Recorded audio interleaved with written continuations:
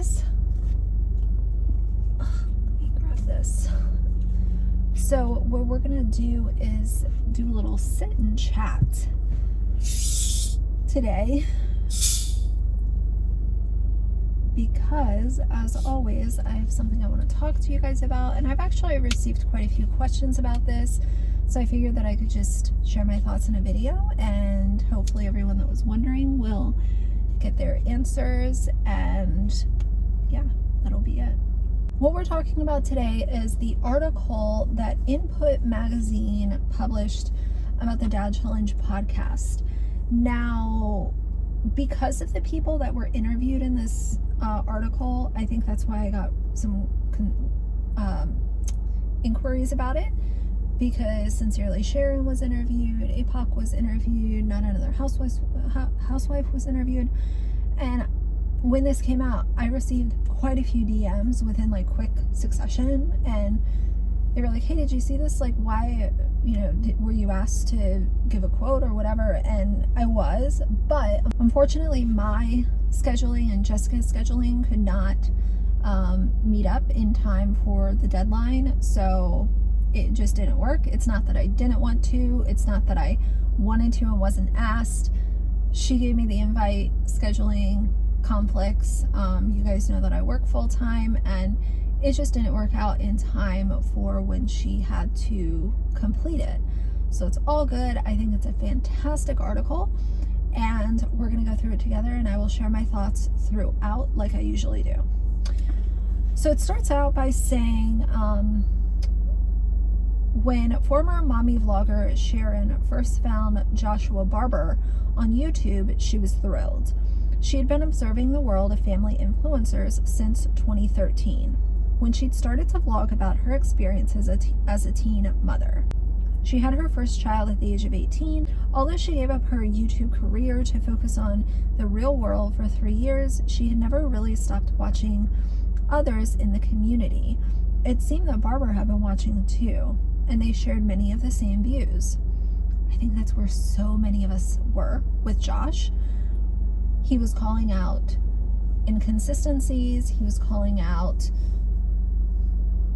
half-truths, he was calling out entitlement, he was calling out, more importantly, these kids being exploited by their parents. And when you look at a couple like Micah and James Stauffer and what they did with their adoptive son, there was reason to call that out. There was reason to be upset. There was reason to get angry. And when you have this guy who has experience with adoption too, being upset about it, most of us back then said, hell yes, like, this is what we're all thinking. He's voicing it. We are on board. My initial impression was that he had great intentions, says Sharon, 27, whose children are now 3 and 8.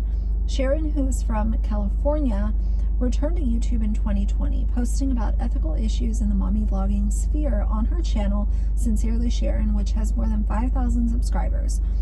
Input is withholding last names of most interviewees in this article for their privacy.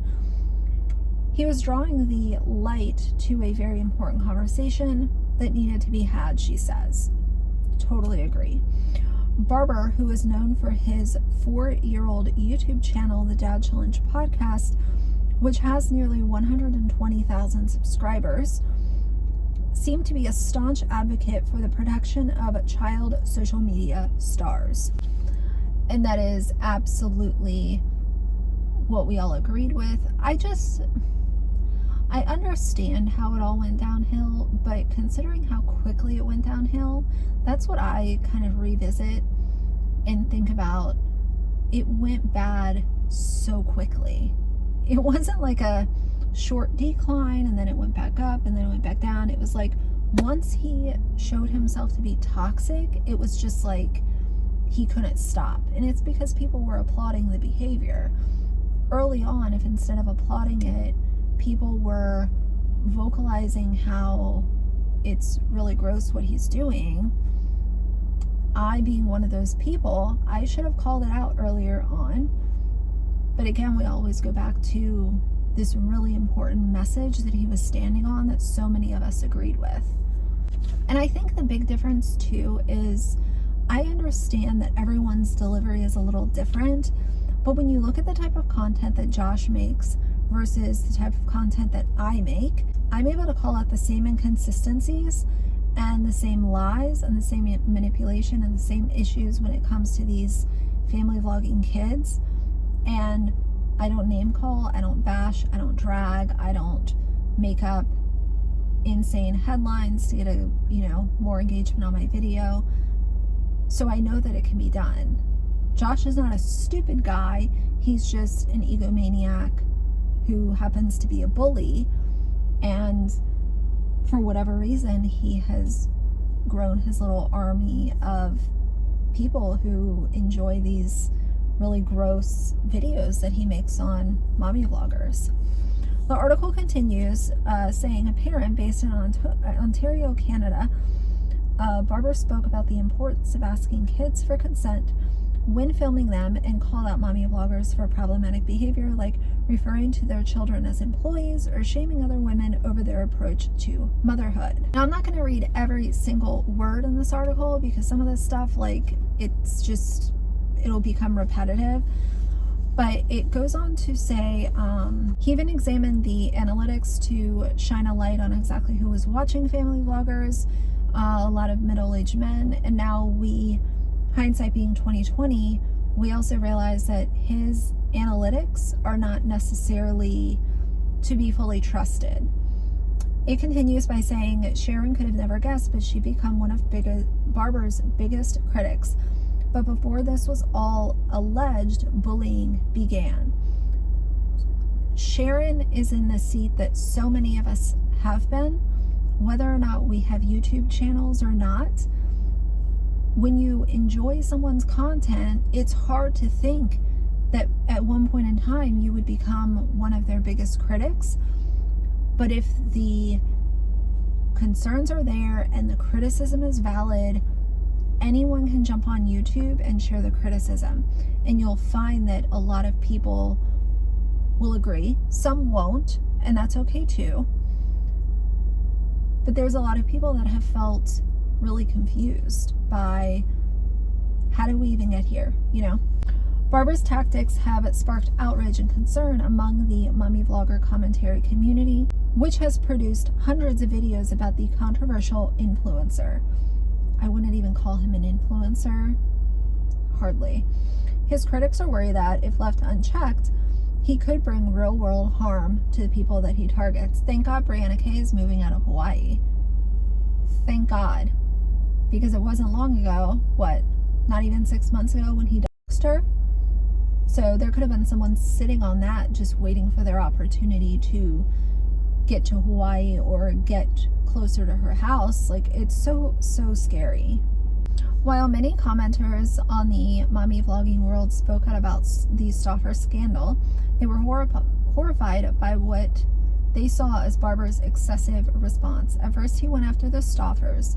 In one video, which remains on his channel today, Barbara threatens to picket outside of the Stauffer's house in response to H's rehoming. Asked for help paying for a private investigator to track down and, quote, look into H's new family.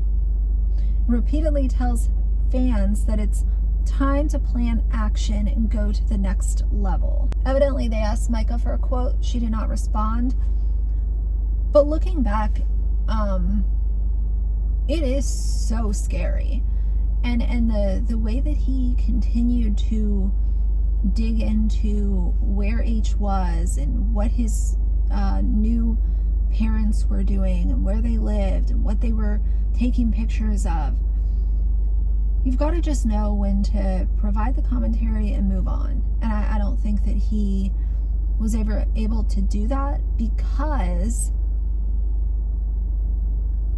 it was paying him a lot of money. And over the last several months especially, we've seen what he's willing to do for money and how he's willing to just continue to push the limits, and he doesn't care because he's laughing all the way to the bank. but I hope that he enjoys it because it is going to be very short-lived. Mark my words. He did take things to the next level, his critics allege. He found H's new family on Instagram, even though they're not influencers or anything, says APOC, a 32-year-old mommy vlogging commenter and entrepreneur from Oregon with more than 7,000 subscribers on his YouTube channel. Then he said that if she doesn't take H offline, it's going to be a problem.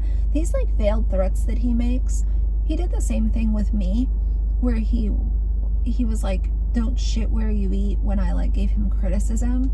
And he was like, even your cute dog knows that. It came off as very condescending and a little bit threatening. I'm not scared of Josh, but I do think that he was really pissed off once he realized that it was one less YouTuber that was going to ignore his bad behavior.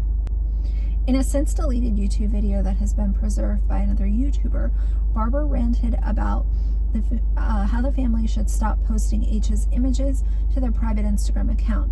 He claimed that he made the request of H's new parents so many times that they had to block him. And that's the thing, like, look, if they're giving him a good life and it's a private Instagram and it's a photo once in a while, why is that any of Josh's business? Like, the whole idea was to get Micah off YouTube. He got Micah off YouTube and then he like kept going. And there for a while, I questioned if she was gonna come back to YouTube or stay away. And obviously she's made the decision to stay away. But it's like he just can't let it rest. And it's borderline like creeper behavior to me. If you're constantly doing the behavior that you apologize for, it's no good. You're not learning or making a change. Absolutely right. And that's Josh's entire existence on YouTube. It shares the details of when he was saying, or when he doxed Brianna K, and it continues to say, although the video in question showing the dox has since been deleted, the apology issued for it, he told his detractors to kiss my ass, and it's still available on his channel. The whole problem with the Brianna K thing, though, was the way that he handled it. He didn't just take too long to take the video down. What he did was he let it stay up there, waited for a bunch of kickback to come in. Then he decided to blur the map of her house. Then he left the audio in, still mentioning all the landmarks, and people aren't dumb, they can figure it out. And then he went to clip that part of the video out, but while it was processing, instead of putting it on private while it processed those changes, he left it up, which removed the blur from the video, and then eventually he took it down. So it talks a little bit about Danielle Cohn, and then this is a really good point. It says, according to critics, Barber made it his mission to have Danielle Cohn removed from her mother's care. He made a video stating that CPS was called 100 times and was telling his followers to keep doing it, to keep calling. Says Marissa, a stay-at-home mom of 4 who uses YouTube to advocate for moms on the internet through her channel, Not Another Housewife, which has more than 4,000 subscribers. And this is what I talk about all the time when I talk about going real life. I'm not ever going to encourage my subscribers to go real life unless you see animal abuse, child abuse, domestic violence, assault, physical mistreatment of an animal or a person on video, and you can actually clip that and keep it as evidence. We don't call CPS on people. We don't call police. We don't harass people. We don't dox anyone. It's just completely unnecessary. The idea is to provide commentary on these public events and public figures. It's not to actually get kids removed from homes when they're not being physically mistreated. What, because Danielle Cohn has too much freedom? Josh wants to call CPS on her? No. In an interview with Input, Cohn says that Barber's actions have worsened her struggles with anxiety. I have to deal with cops all the time and CPS because they think I'm in abusive home when I'm not, Cohn said. She has amassed over 20 million followers on TikTok and YouTube. It's really hard for me to sit there and get interrogated at such a young age. It was traumatizing for me. It's also really messed up because there are kids out there that need child protective services, she continues. They're taking away time from those kids to come see a girl who's perfectly fine. And that's again the whole thing. Why are we wasting resources when there's actually kids out there that need the protection of CPS? Why? Stop encouraging your army of stans to constantly go real life with these influencers. It's disgusting.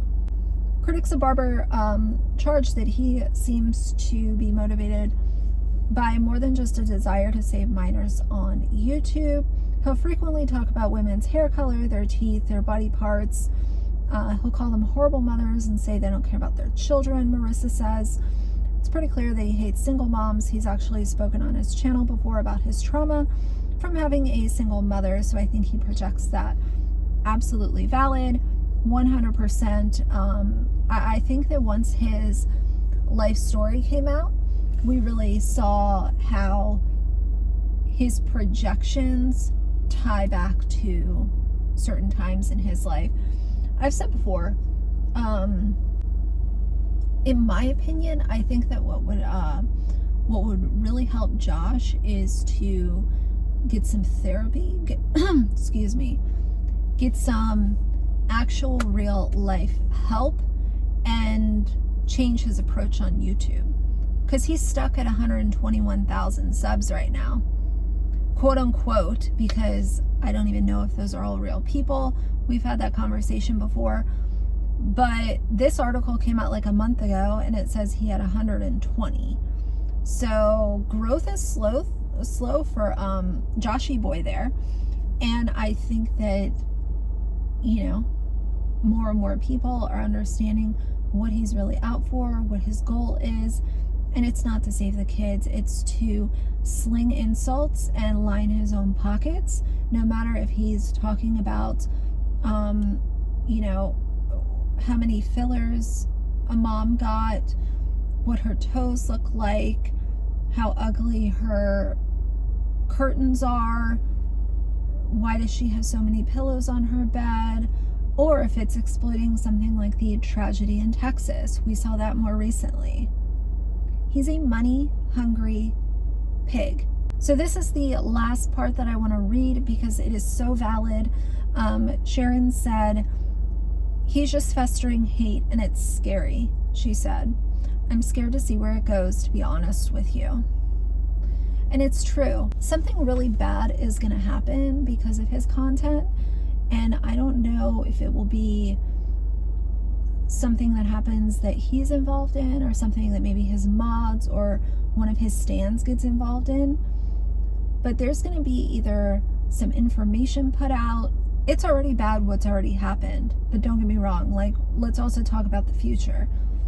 There's going to be info that's leaked. More people will be doxxed. Something with law enforcement. Something bad is going to happen. And he's just cultivating this hateful community. And I get it. I go pretty hard on him. And some people don't like it. It is what it is. But the actions that I saw from him over a period of time, to me, were red flags.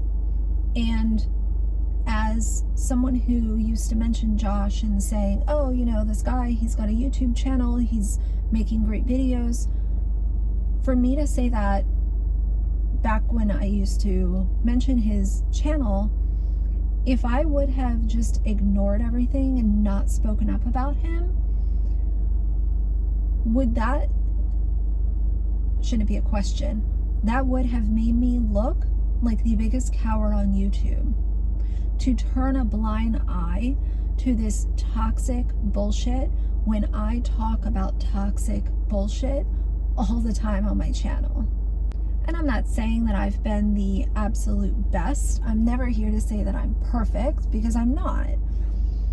But as far as going out of my way to people, harass them, encourage my subscribers to call CPS, sit there and slam people for what their toes look like or how they dance or whatever, I can say that I've never done that, and I never will, because it doesn't add anything to the conversation. You lose your voice once you turn into a fucking bully, and that's why people are talking about him. So either way, I did want to share some of my thoughts on some of those parts of the article. I'll link the whole thing down below in case you missed it, but I know a lot of you guys have seen it. So either way, wanted to talk about it for a few minutes today. So for now, if you like the video, please leave a like and a comment. And if you'd like to see more from me in the future, please subscribe. I'll see you guys soon. Bye.